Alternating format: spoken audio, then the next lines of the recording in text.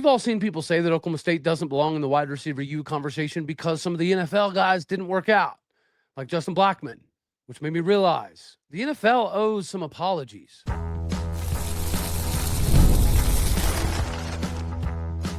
You are Locked On Oklahoma State, your daily podcast on the Oklahoma State Cowboys, part of the Locked On Podcast Network, your team every day. Welcome back to Locked On Oklahoma State, your top stop for all things Cowboy and Cowgirl related. My name is Cody Stovall. I want to thank you kindly for swinging on through today. We get to jump right into this conversation of the wide receiver U debate. As far as the Big 12 is concerned, Oklahoma State is the only school, but I have seen some comments and people, in general talk about how Oklahoma State doesn't really belong in this conversation because there's players like Justin Blackmon who are supposed to be all-world everything that didn't pan out. And then it made me remember that's not necessarily all down to Justin Blackmon. And I recently saw, the state of Texas banned THC or something to that effect. And it kind of sprung up this Ricky Williams interview when Ricky Williams was talking about it. And then also, again, made me realize that it's not just a Justin Blackmon or a Ricky Williams. You could even throw Josh Gordon in this conversation. There's a decent number of us, all in the Big 12 at the time, ironically enough, that could have had multiple claims and multiple position groups, but some of our best players were held back because of this THC ridiculousness. And, I didn't participate in high school, and I was reluctant to participate in college. And then I found out that one of our All-Americans that had been a multiple-time All-American that had played D1 Power 4 football, he was a different animal on the football field. And he participated highly. And, of course, we'd all heard that, it'll affect the way that your brain is cognitively aware and things of that nature. I watched it not matter on the football field in college. And that was kind of one of the, moments for me to realize that maybe this isn't all that bad. And then fast forward years later, when me had the amputation and some of the medical things that have popped up, I stand by the fact that it is definitely medicinal. And when you're hearing guys like Ricky Williams discuss how, and Pac-Man Jones was recently talking about it too, about how they would find ways to cheat the system around the testing because that was the only thing that could get them to chill out at night and go to sleep and stop worrying about all of their aches and pains that are constantly happening. And people, want to throw shade at Justin Blackmon for whatever reason. His first year with the Jaguars as a rookie, he put up almost 900 flipping yards and almost over 14 yards per catch. And then the next year, he only got to play 4 games, and the dude was still averaging over 100 yards or right around 100 yards a game in just those 4 games. So Justin Blackmon was kind of shoved into this closet of somebody who can't get right and he can't conform to the ways of the NFL without the NFL just recognizing that, we ruined some careers. There's some things that you can put in your body that definitely need to be watched and regulated and mandated. But THC is not really one of them. Like when you're a fully grown, developed young man in your mid-20s, there's absolutely nothing that could, I think, dictate whether you can be successful in a league like the NFL or not. And let's just be realistic. All of these players in all sports, for the most part, are participating in something comparable to just like a little electric pen or something to that effect. So it's crazy to me that Oklahoma State gets kind of put into this closet of not being in the wide receiver U conversation because somebody like Justin Blackmon didn't pan out. Of course, Dez Bryant had a ton of success. Marcell Aitman had a pretty good career. Chris Lacey had a pretty good career. Dylan Stoner had a little bit of a cutout there. Somebody like a James Washington, he didn't get screwed by the NFL, but I will always hold some reservations in my excitement for the big baby Ben because he sabotaged James Washington strictly because he did not like Mason Rudolph. He did not like the fact that they were coming together, that they were both Cowboys. He hated the Mason Rudolph draft. And there was several instances and videos where he was ripping on James Washington, and then he wouldn't rip on a receiver that did the same thing or tried to go up with one hand. Or he singled out James Washington and made his career in Pittsburgh so problematic that I could easily see that James Washington got a little bit burned out. Now, at the end of the day, could James have, capitalized on opportunities after Pittsburgh? For sure. But we all know that there is typically a window for you to make it, right? After your rookie contract comes up, if you're not a main commodity or somebody that they view as a major commodity moving forward, your chances of staying in the league are pretty darn slim. So when it pertains to college, yeah, Justin Blackmon is the only back-to-back Blitnikoff recipient other than Michael Crabtree. So the only two back-to-back Blitnikoff winners are both Big 12 dudes. And it pales in comparison to some of the conversations that you could potentially be having nationally. I think Baylor would have an argument here as well. Like, they've had some talented wide receivers in the NFL. But if Josh Gordon wouldn't have been hampered at literally every turn, every moment, every other week, then perhaps Baylor's having a conversation of a generational talent that may not be caught for decades. But they don't get to have that conversation. And I think, Justin Blackmon, he ran into trouble right a couple years ago. And it's just hard to fathom that somebody with that talent that was absolutely killing it in the NFL, what did he have, 1,400 yards? He averaged almost 14 yards per catch, multiple touchdowns with a very small sample size. And people wanted to act like then that because he chose to participate a little much in the sticky icky, that, he didn't deserve any of the accolades or he didn't deserve to be in the NFL. It's stupid. And what's even more crazy, if you look back at it, with the new rules in the NFL, what would Justin Blackmon's career look like? Or Ricky Williams or Josh Gordon? Like, these dudes were shoved into a closet and convinced the whole world that they were bad individuals that had bad problems, that were bad for the team chemistry in the locker room. No. They just got caught doing what 99% of other players have been doing for years and years and years and years and years, because you can still participate in the THC activities and go out and fully operate a football game. Even if you're a quarterback, even if you're a free safety and you have to disseminate information and calls and dissect play coverages. It's just absolutely asinine that people want to pop up and say, well, look, Justin Blackmon didn't do anything. And in order for you to have a wide receiver debate, your guys have to do it in the NFL too.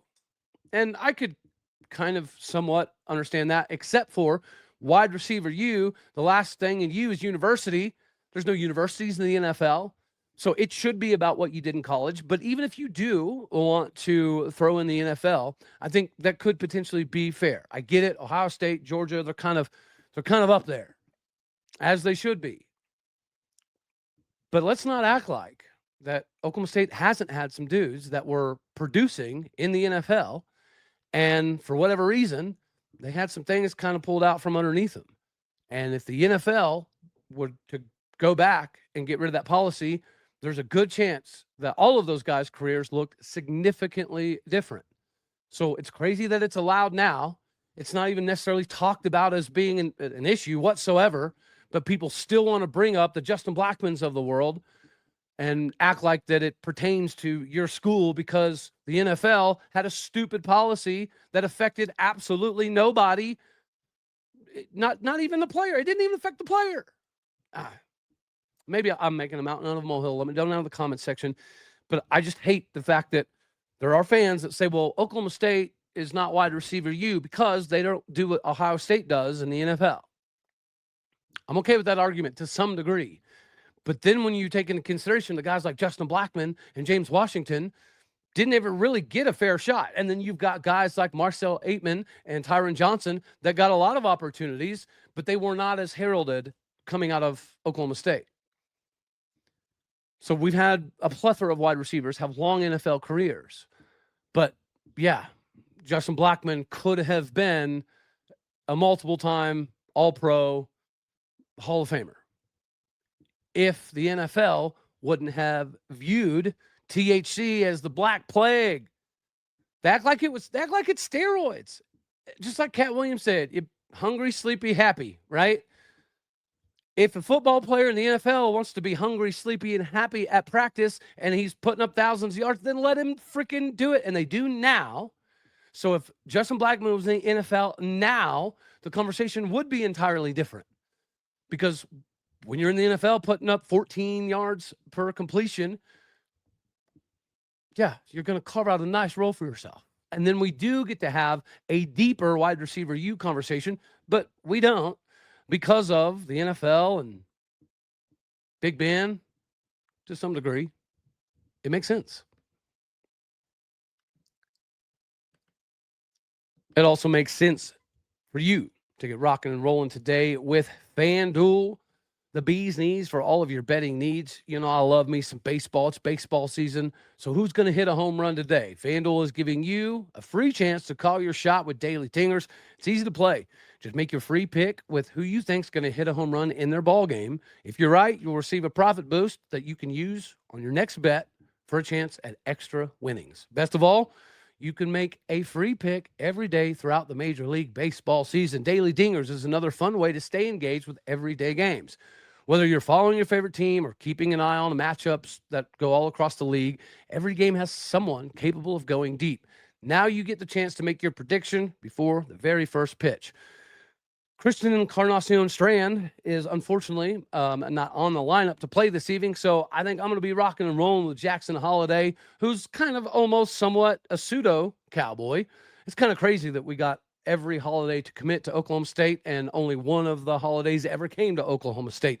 Anywho, go throw something down, go have some fun, get your daily dinger in. For me, it's going to be Jackson Holiday today, so if you're ready to play today's game, join on all the action at FanDuel.com. Go to FanDuel.com to play Daily Dingers and make your free pick on who's going to hit a bomb today. Play ball and swing for the fences with FanDuel, the official sports betting partner of Major League Baseball. The Cowboys get to take on a current Big 12 school. They also get to take on Northwestern, who went to the second round of the NCAA tournament in the Charleston Classic. We also get Virginia Tech. We also get Minnesota. We also get Dayton. Whenever you look at that field that I just popped on screen for all of you out here on YouTube country, for, again, those out here in audio, it's Dayton, Minnesota, Utah, Virginia Tech, Oklahoma State, Northwestern in the Charleston Classic.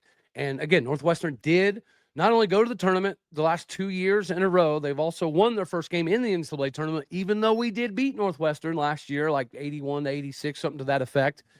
They, I don't know, had a better season, but they also are in the Big Ten, so maybe that helps them a little bit. I know I'm throwing some Big Ten shade for no reason. Nonetheless, whenever you're looking at this Oklahoma State game, outside of Northwestern, like, we should win this thing. Should we not?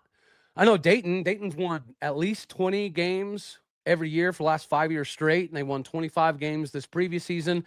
They made a little bit of a run in the NIT tournament, so I think you could say that Oklahoma State's team last year and Dayton's team last year, pretty comparable. Dayton's team last year should have / could have beat Oklahoma State.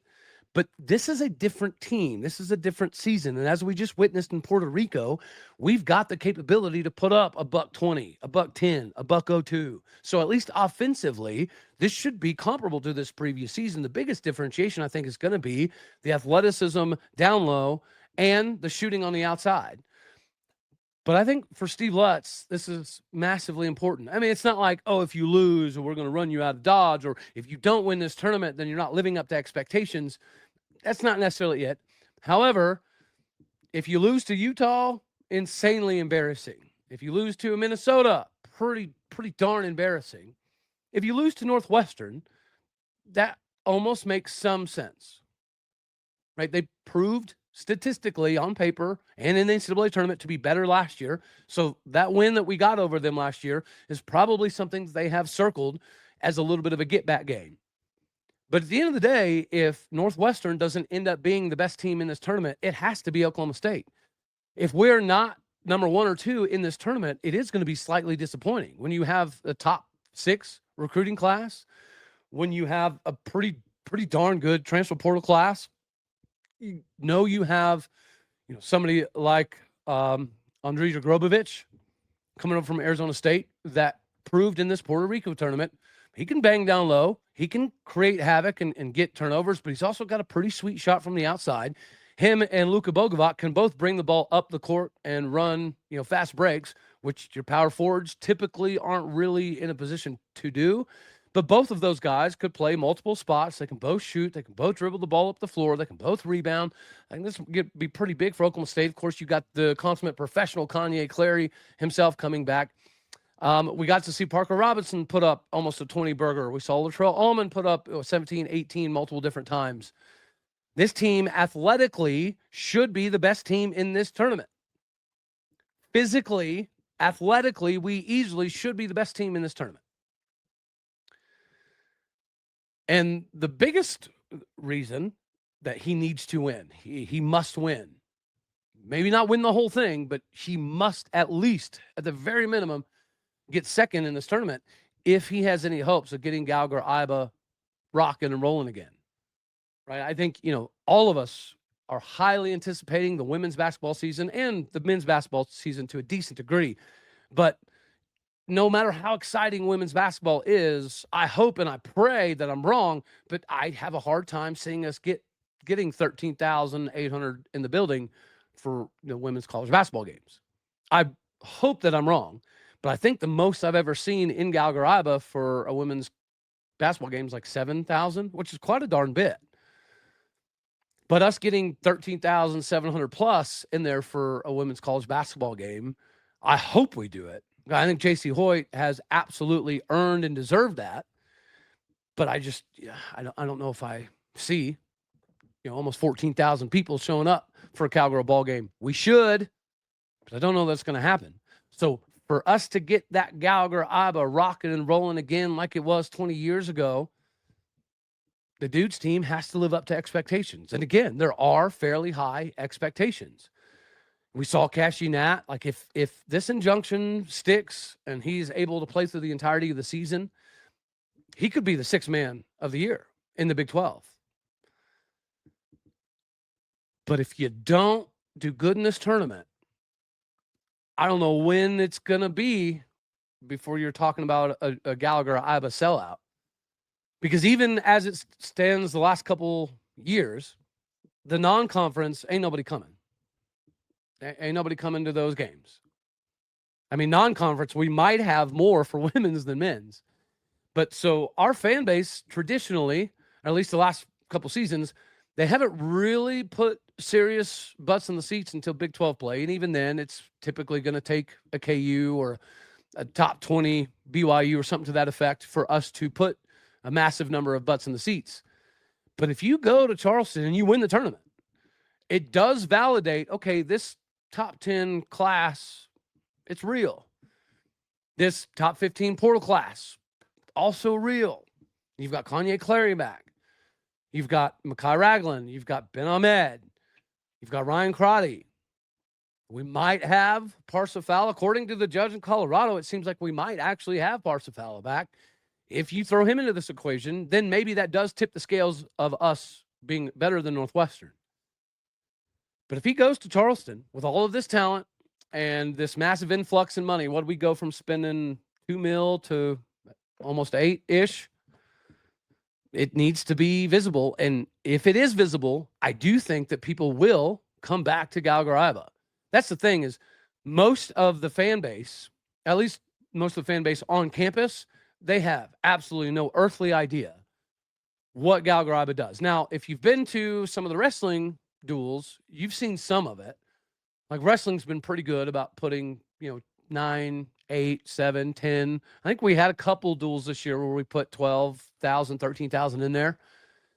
I think this year we're going to be putting about 13,000 in there for most of wrestling because this is a year we could finally chop down that Penn State tree. I do still think they have the advantage, but we're good enough and young enough to potentially do that. I think people are going to want to experience that. You could potentially provide the same thing to some degree if you win the Charleston tournament against tournament teams, against another Big 12 team. That answers a lot of the questions. And I think we're good enough to do it. But it would be fairly devastating if the Cowboys went up there and lost to frickin' Virginia Tech and Utah. That would be a horrendous proposition for Steve Lutz. I think we're good enough to win it. If Parsifala is there, maybe we should win it. If Parsa's not there, it's okay if Northwestern were to get it done. But anything less than Northwestern Oklahoma State or Oklahoma State Northwestern, it's pretty disappointing. And I think that will make it slightly difficult once again to get butts in the stands until those big-time Big 12 games.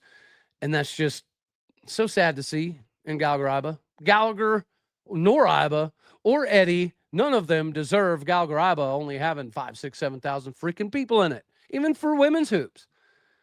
Like, the ladies' team, are we going to get 13,700 plus? No, probably not. But we should be putting 7, 8, 9,000 in that building fairly regularly when you have the number one portal class in the country and a top 10 recruiting class.